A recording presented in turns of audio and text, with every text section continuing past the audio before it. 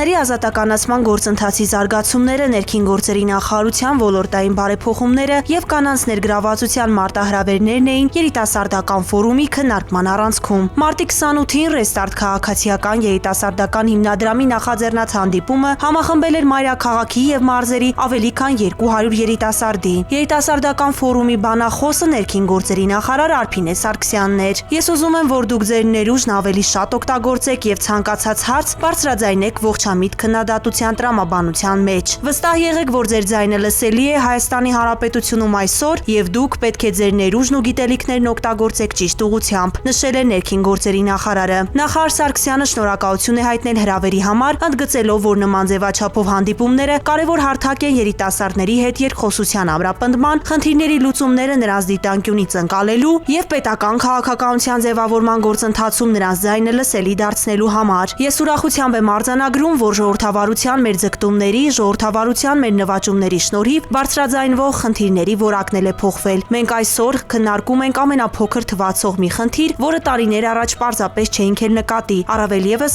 բարձրաձայնի։ Ես ուրախ եմ, որ դուք նկատում եք այդ խնդիրները, որովհետեւ նաեւ դուք պետք է մեզ ստիպեք լուծում տալ դրանց, ընդգծել է նախարարը։ Ծավալվել է ակտիվ քննարկում, քննարկվել են ՀՀ-ԵՄ վիզաների ազատականացմանը, ոստիկանության ծառայության ստանդարտացմանը, հանցավորության իրական պատկերին, հանցավորության կանխարգելմանը, ապօրինի թմրաշրջանառության դեմ պայքարին, ընտանեկան բռնությանը, քրեական ենթամշակույթի նկատմամբ հանրային ընկալմանը, հանրային կյանքում կանանց ներգրավվածությանը, թվայնացմանը վերաբերող հարցեր։ Քննարկումները շարունակվել են նաև ֆորումի ավարտից հետո, ծավալվել է ակտիվ երկխոսություն։ Երիտասարդներն իրենց հարցերով դիմել են նախարարին նաև մասնավոր զրույցներում։